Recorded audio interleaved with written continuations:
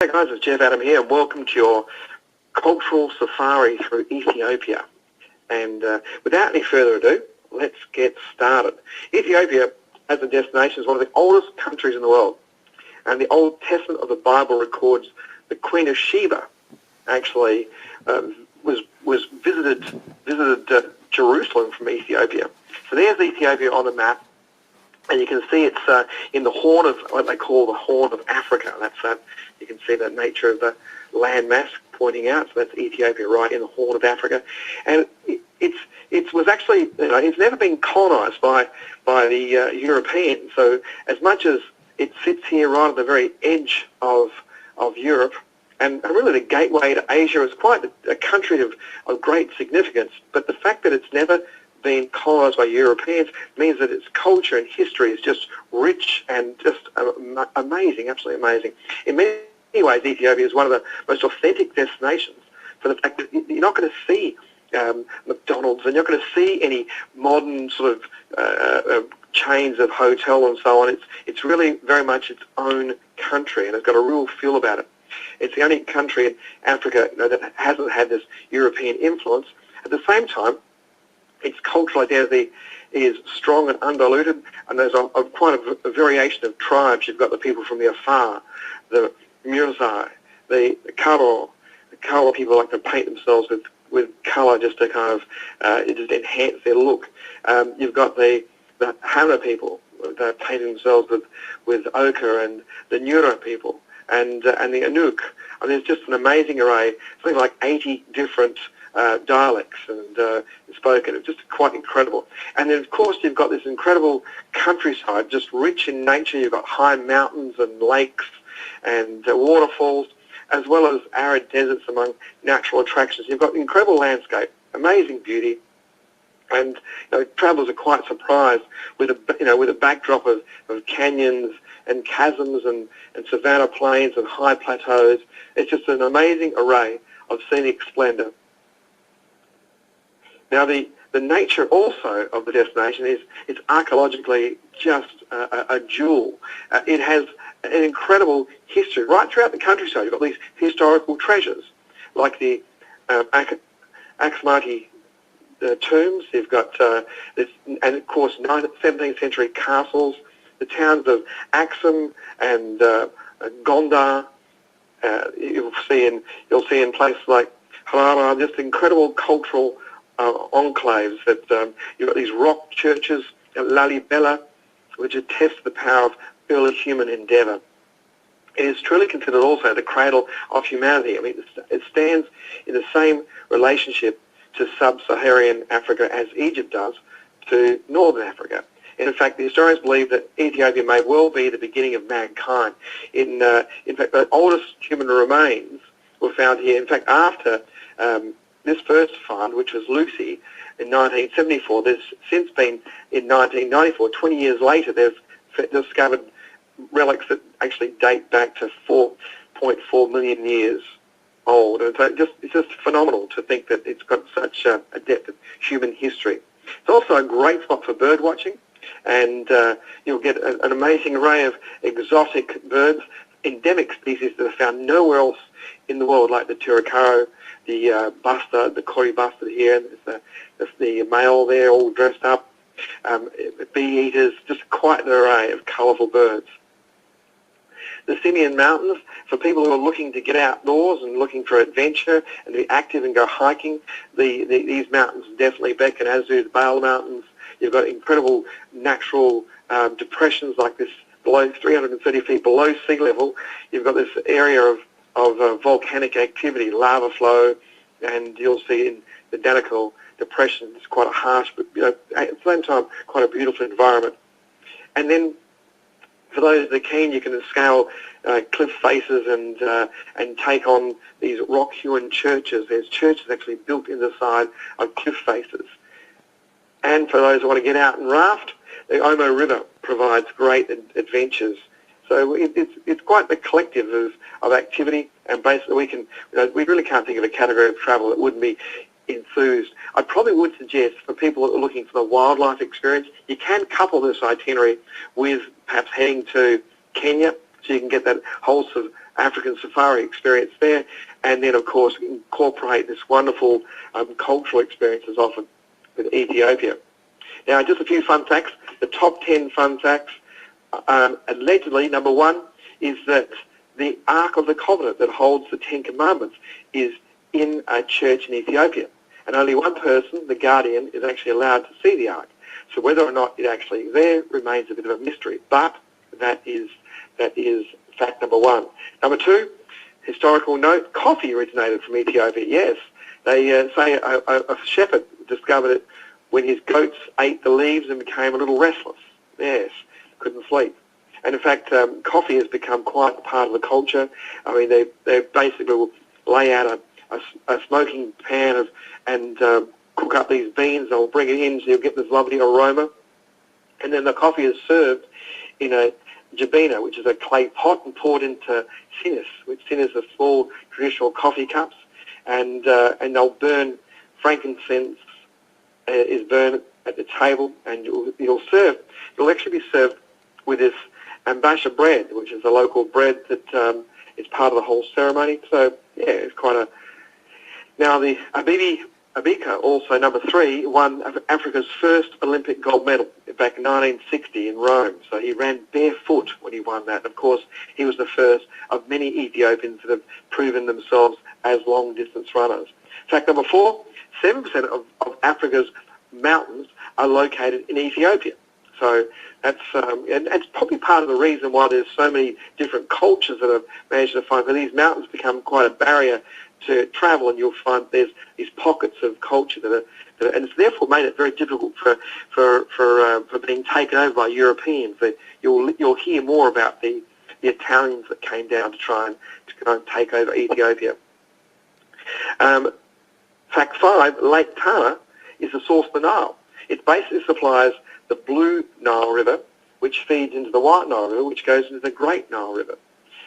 Number six, Ethiopia has the most UNESCO World Heritage Sites in all of Africa. So if you are a person, or have got clients that are interested in UNESCO World Heritage Sites, then this will be an absolute treasure for them. It also has the weird calendar. It has 13 months, and it's actually 7.5 years behind the Gregorian calendar. So New Year's in Ethiopia actually starts on the 11th of September. Quite bizarre. Number nine, Addis Ababa is actually the highest capital city in Africa and the third highest in the world. And number 10, over 80 languages are spoken in Ethiopia. That's quite amazing when you think about it. 80 languages, 80 different cultural dialects. Of course, English is spoken quite widely, but the most common languages are the Oromo and the Amharic. As far as the country itself is concerned, geography, it's about 1/9 the size of the US, and it's bordered by Eritrea to the north, Djibouti, Somalia to the east, and then you've got Kenya to the south and Sudan to the west. When's the best time to go? Well, there are two distinct seasons in Ethiopia, the dry season, which is for the most part from October to May, and the rainy season, which is from June to September. Now, as far as getting there, Ethiopian Airlines is a wonderful airline partner to actually utilise. They do a marvellous job flying internationally. They've got substantial discounts too when you fly internationally, and also on their domestic flights. They provide a seamless service right throughout. They do represent savings of several hundreds of dollars on a typical itinerary. You'll find economy class is delightful, and business class, a 222 configuration, and yes, the in-flight service, business class and economy, is second to none. They do a marvellous job and can definitely offer good service heading down to Ethiopia.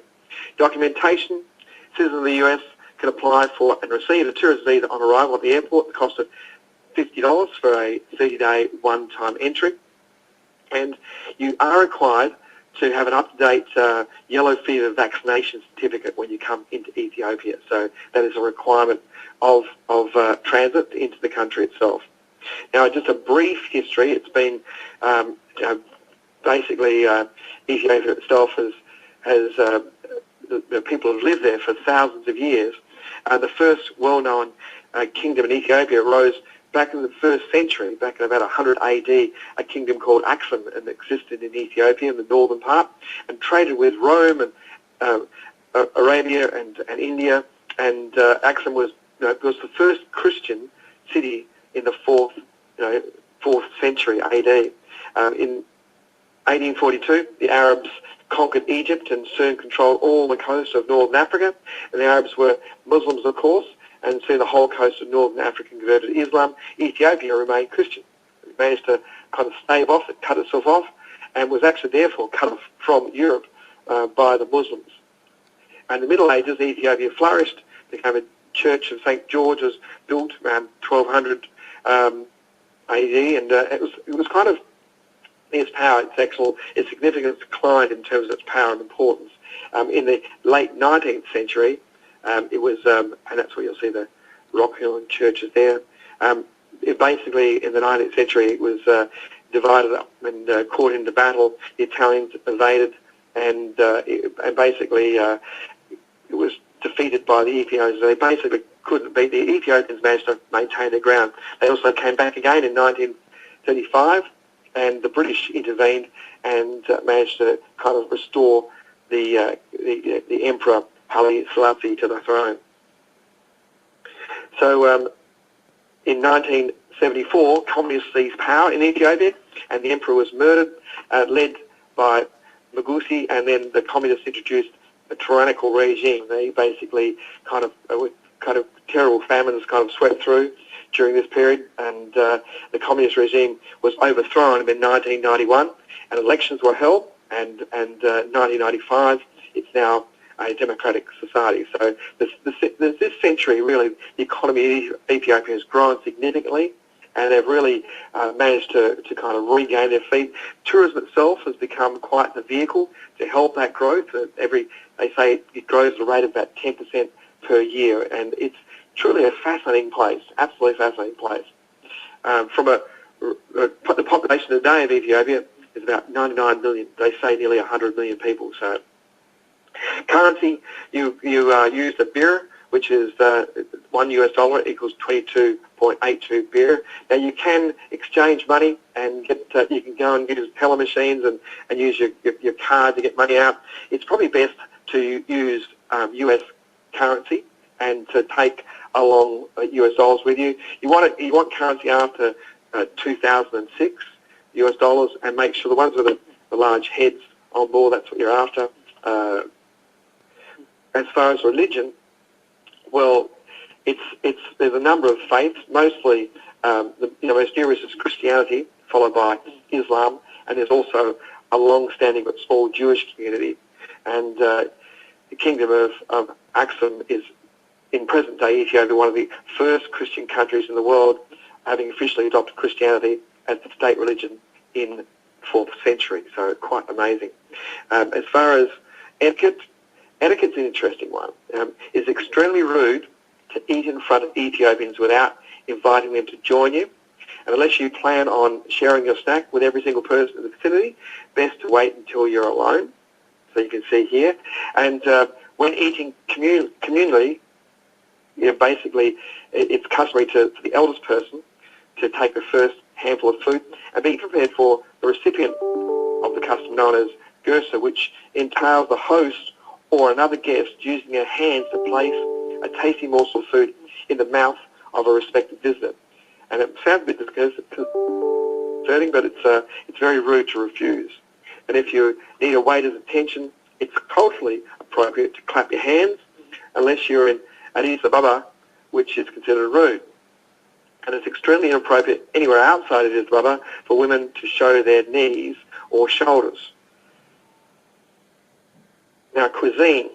As far as cuisine, Ethiopian cooking can be very heavy on meat, but the East African cuisine is quite delicious and super satisfying. Dishes are a lot of vegetarian, vegan, gluten and lactose-free. You'll find you'll be quite well looked after. And part of what makes the Ethiopian food perfect for so many diets is they're always fasting, meaning vegan options are available. Now, many Ethiopians are Orthodox Christians and traditionally eat vegan on Wednesday and Friday, as well as other special days. Now, some of the more popular dishes, you've got the injera, which is a sour, spongy, round bread made of teff flour that's naturally vegan and gluten-free. It's high in protein, and the sauce of the dish are commonly poured on top of the injera, and it's then used as a vehicle for the food to get to your mouth. So basically, it's like your utensils, you might say. The shiro is a delicious chickpea powdered based dish, and it's sometimes also used in lentils and broad beans, and it's slow cooked with spicy red Berber sauce.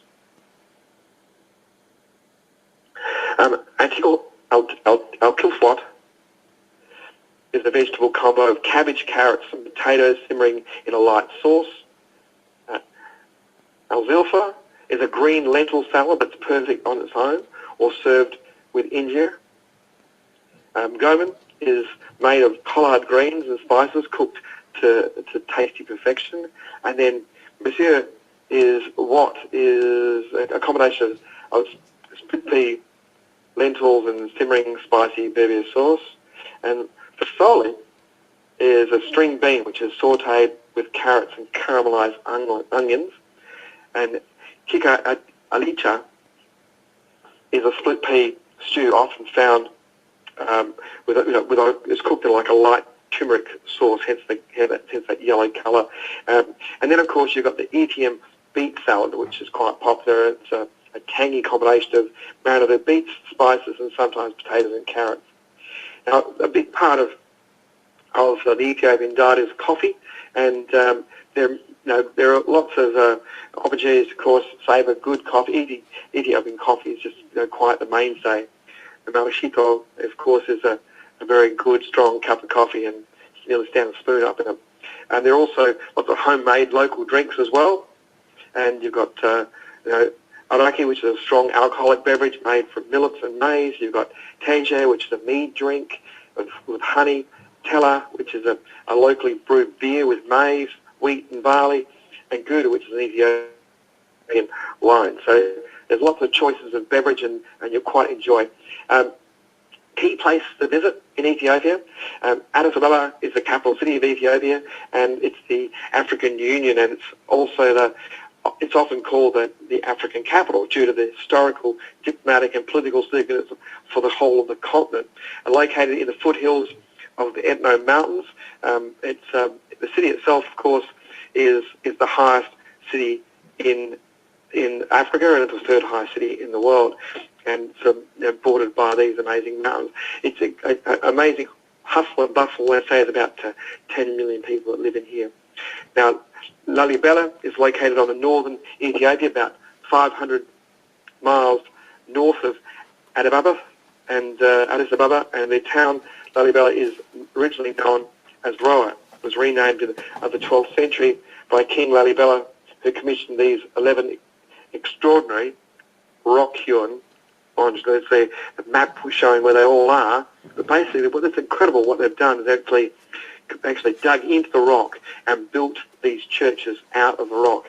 So not only did they actually create the outside structure, but they've also therefore gone into each one of these and carved out rooms and structures inside. So it's just fascinating when you come inside these. I mean, you can't make a mistake, can you? When you kind of, oops, let's start again.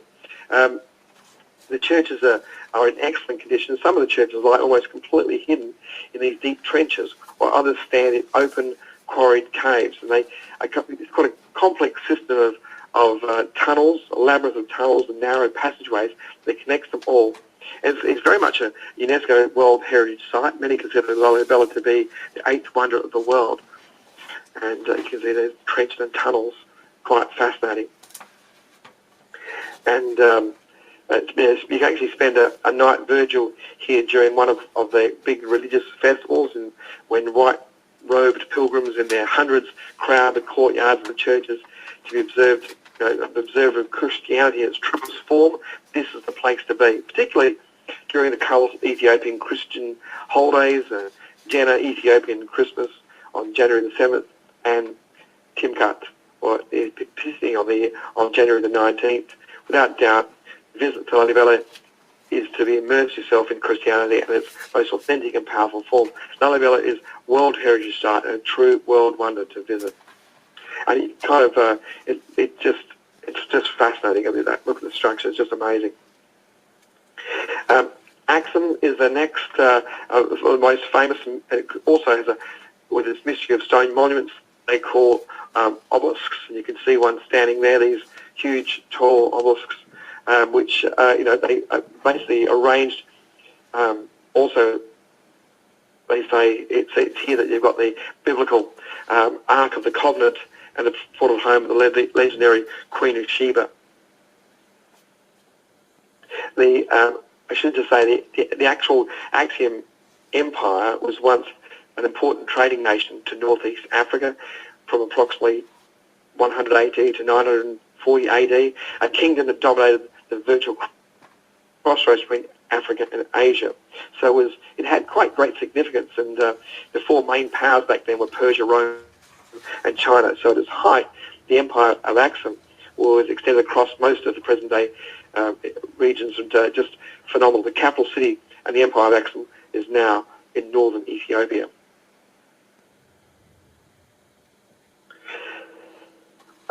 Baghdad sometimes describes the Ethiopian Riviera. As soon as you see the wide streets shaded by palm trees and sweeping views of Lake Tana, with the shimmering blue waters, you'll agree. The main reason to come here is for a boat excursion out onto Lake Tana to visit its monasteries and to see the Blue Nile Falls. So you'll take a little boat trip out here and take the Blue Nile Falls. The Emperor Haile Selassie Palace overlooks the actual Nile and a spot where hippopotamus can be seen. So you'll see his palace, and you'll see all the hippopotamuses through this region as well. And it was also a trip to the market. They've got two markets here, both worth a visit. The general market, which displays colourful woven cloth and a wide range of supplies, including coffee, and the roadside market, specialising in baskets and a variety of handicrafts. So it's a good spot to do a little bit of shopping and pick up some handcrafted souvenirs. Now, Gondar, which is often called the Camelot of Africa because of its magnificent collection of turreted castles, Gondar's churches and royal sites are UNESCO World Heritage listed, and their visual impact is powerful, and Gondar is not to be missed. It's the royal capital of ancient Ethiopia, and many of the emperors and kings who led the country from the 12th century to the last decade, the 20th century, so not that long ago, I mean, it became a tradition for each ruler to build a grand castle or palace in his honour. And in its day, the city was an important administrative, commercial, religious and cultural centre. So, it really is kind of quite famous for its aristocratic life, its church scholarship, its extensive trade, which took its merchants to Stan and the ports of Massawa. And it's rich land, and it's south of the Blue Nile. And it's noticed that quite skilled craftsmen. You can see they were quite skilled at stonework, that's for sure. And visitors will find this area quite amazing. It's quite an amazing array of mountain peaks, of course, that sit very close. And it's here that you'll see the simian, in the simian monkeys, the Gelder monkeys. And the Gelder monkeys are quite, quite endangered, as are the Wale ibex is found through here as well. Now, the monasteries of Tigray, hundreds of ancient monasteries are found carved into the mountains of northern Ethiopia. Once part of the ancient kingdom of Axum, this dramatic cliffs, peaks and gorges, and this chain of mountains shelters some of the most outstanding rock-hewn churches and monasteries imaginable. They're just all kind of carved up to the side of the mountains, as you can see. Some are quite inaccessible unless you're a rock climber, and some are said to contain bones of former monks. And if one has it, that there's a giant snake actually helped them build this. Getting to the monasteries is part of the fun. On the way, you'll pass through small villages, and you'll get a chance to meet people. There's something like 200 churches that are located in this region, and monasteries, and it's built in this natural caves and also carved into the cliff face. And you'll get some incredible views when you're up here, some great views of the area. It's like the Grand Canyon through here. Now, a great little itinerary that kind of incorporates some of this, and at very well priced too. Basically it's a 6 nights accommodation with premium hotels. It includes all your entrance fees, all your transfers, a boat trip, escorted English-speaking guide all throughout, so which is a very important part. It's something like 20 meals. You've got 6 breakfasts, 7 lunches and 7 dinners, all covered into this little itinerary for $1,769. So